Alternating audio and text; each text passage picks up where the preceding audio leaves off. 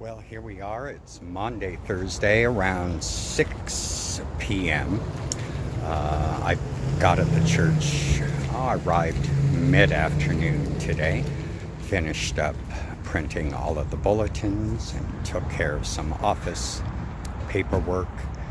And now I'm all set to walk into Holy Week. There we are. Jesus all ready, and here's what the church looks like.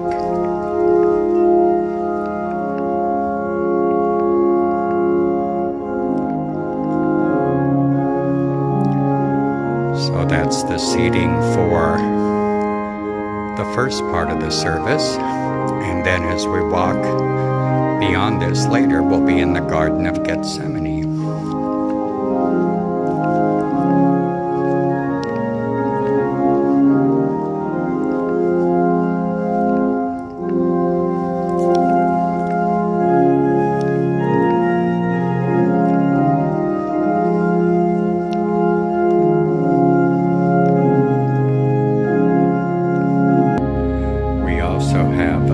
A setup for our prayer vigil. This stuff will go out later, and we have people who have signed up to be part of our prayer vigil, which goes from tonight through the morning of Good Friday.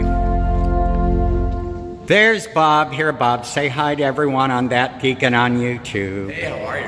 I'm fine. Y'all ready? I think we're ready. Yeah, it's going to be a fun week. Ready, fire, aim. Yeah, and whatever happens, happens. That's right. So we just finished our Maundy Thursday service. It was just beautiful. I love this service because we use all the space, all of the worship space.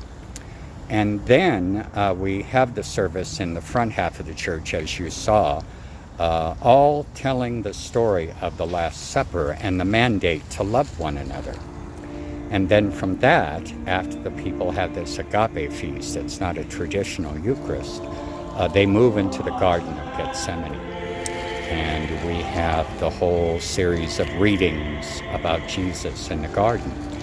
And that kicks off Holy Week with part 2. Coming tomorrow. We have 2 services on Good Friday, a classic service at noon, and then a more contemplative service at 7:30 with the veneration of the cross.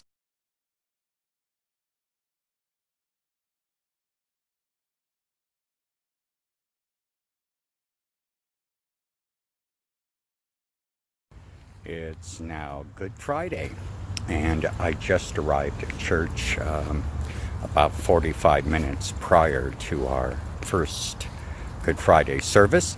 I spent the morning relaxing a bit, but I also had to go through the narration of our Passion reading.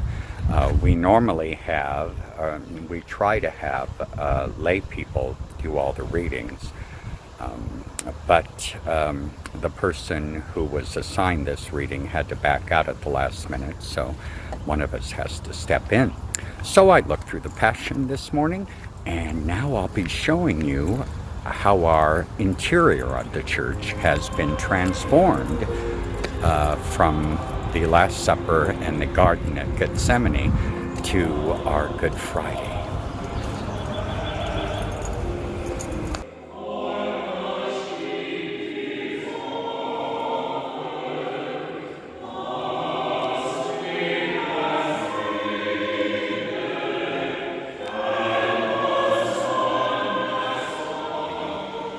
Service at noon went beautifully, and then after the service, as is our tradition, our rector takes the choir and the staff out to lunch. So we just finished with lunch. I'm going to head on home for a little bit and then come back for our service this evening. The service today was a little bit more formal, and the service tonight is a little bit more contemporary, even though It has some ancient prayers mixed with contemporary reflections as we venerate the cross this evening. So you will see a different setup when I come back and meet with you at 7-ish tonight.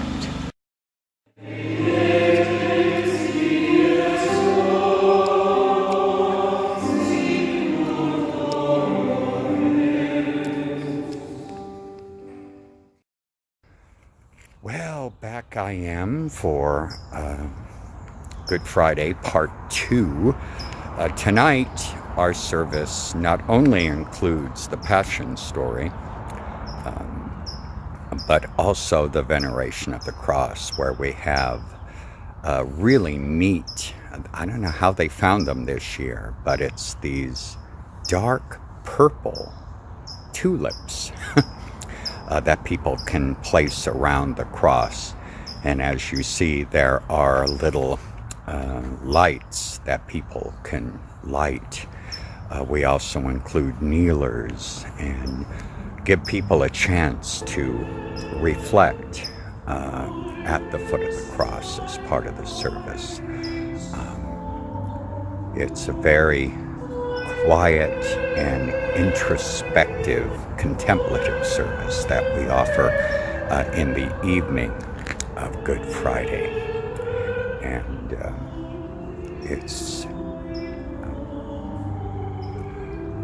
it is the type of service that allows people a chance to turn inward and experience Good Friday in a very contemplative fashion.